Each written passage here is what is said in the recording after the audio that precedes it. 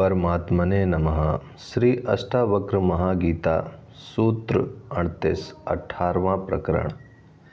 इस आधार रहित दुराग्रह युक्त संसार का पोषक अज्ञानी पुरुष ही है। इस अनर्थ के मूल संसार का मूल छेद ज्ञानियों द्वारा किया गया है।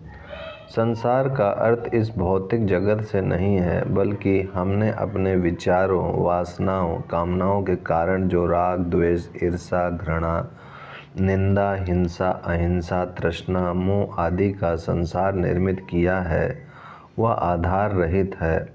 इसका कोई ठोस शाश्वत आधार नहीं है। यह सब भ्रमपूर्ण है, माया है, दुराग्रह युक्त है। हमारे झूठे आग्रहों से ही संसार में सुख दुख, हर्ष विषाद का अनुभव होता है। यदि सारे दुराग्रह एवं पुराग्रह शांत हो जाएं, तो संसार में भी शांति का अनुभव हो सकता है। हमारे दुराग्रह के कारण ही संसार अनर्थ का मूल बन जाता है।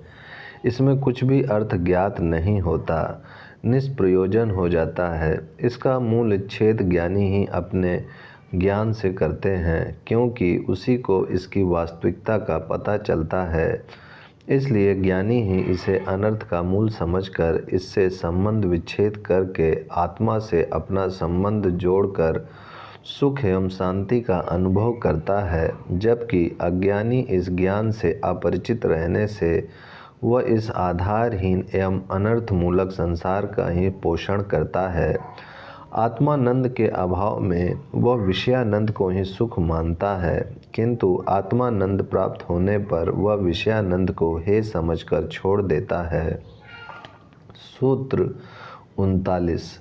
अज्ञानी जैसे शांत होने की इच्छा करता है, वैसे ही वह शांति को नहीं प्राप्त होता है, किंतु धीर पुरुष तत्व को जानकर सदैव शांत मन वाला है। शांति प्रयत्न से प्राप्त नहीं होती। अज्ञानी शांत होने के लिए भी प्रयत्न करता है। शांत होने की इच्छा करने से भी चित्त में तरंगे उठती हैं, जिससे नई अशांति पैदा होती है। चित्त का विक्षेप रहित हो जाना ही शांत होना है। जिसका चित्त समस्त विक्षेपों से रहित हो गया, उसी को आत्मज्ञान का अनुभव होता है एवं वही इस आत्म तत्व को निश्चय पूर्वक जानकर ही सदैव शांत मन वाला होता है। द्वंद्व से रहित होना, समभाव में स्थित हो जाना एवं सर्वत्र उस एक आत्मा के अनुभव के बिना शांति नहीं मिल सकती। इच्छा करना ही अशांति का कारण है। सूत्र 40। उसको आत्मा का दर्शन कहाँ है जो दृश्य का अवलंबन करता है।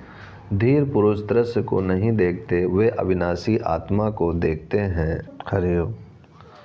सूत्र 40। उसको आत्मा का दर्शन कहाँ है जो दृश्य का अवलंबन करता है। धीर पुरुष दृश्य को नहीं देखते हैं, वे अविनाशी आत्मा को देखते हैं। अज्ञानी पदार्थ को ही देखता है, उसके अंदर छिपी आत्मा को नहीं देख सकता।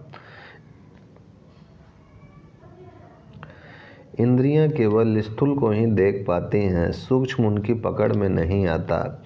इसी प्रकार सामान्य जन भी पदार्थों को ही देख पाते हैं, किंतु वैज्ञानिक उसके भीतर की ऊर्जा को भी देख लेते हैं। अज्ञानी कहते हैं पदार्थ ही है, वह सत्य है, किंतु वैज्ञानिक कहता है पदार्थ भ्रम मात्र है, सब ऊर्जा ही है। ऊर्जा का रूप ही पदार्थ दिखाई देता है। इसी प्रकार दृश्य पदार्थों के अवलंबन से आत्मा का दर्शन नहीं हो सकता, क्योंकि आत्मा स्वयं दृष्टा है, स्वयं देखने वाला है। आँख माध्यम मात्र है, उपकरण मात्र है, वह किसी को नहीं देखती।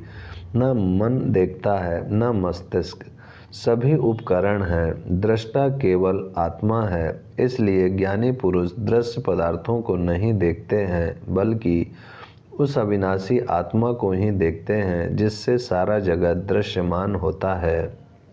अज्ञानी ही दृश्य पदार्थों को देखते हैं। इस दृष्टा का ज्ञान ही धर्म है। सूत्र 41। जो हठ पूर्वक चित्त का निरोध करता है, उस अज्ञानी को कहा चित्त का निरोध है। स्वयं में रमण करने वाले धीर पुरुष के लिए यह चित्त का निरोध स्वाभाविक है। करना मात्र मन से होता है। बुरा कर्म यदि मन से होता है तो अच्छा भी मन ही से होता है। भोग यदि मन से होता है तो त्याग भी मन ही से होता है। संसार की अभिलाषा यदि मन की है तो मोक्ष की अभिलाषा भी मन की ही है। जब तक मन है तब तक शांति नहीं है। मन का भोजन ही कर्म है। बिना कर्म के वह रह ही नहीं सकता। इसलिए अष्टावक्र कहते हैं कि जो हठ पूर्वक चित्त का निरोध करते हैं यह भी मन के ही कारण है, जिससे कभी चित्त का निरोध नहीं हो सकता, बल्कि मन और मजबूत होता है, अहंकार और दृढ़ होता है। इसलिए अज्ञानी को कभी शांति नहीं मिल सकती, किंतु वह ज्ञानी जिसने आत्मा को जान लिया है, जो सदा आत्मा में ही रमण करने वाला है, वही शांति को प्राप्त होता है। उसके चित्त का निरोध स्वाभाविक रूप से हो जाता है। हठ पूर्वक जबरदस्ती करना नहीं पड़ता। आत्मज्ञान से ही वृत्तियां शांत होती हैं, करने से नहीं होती। ओम शांति शांति शांति।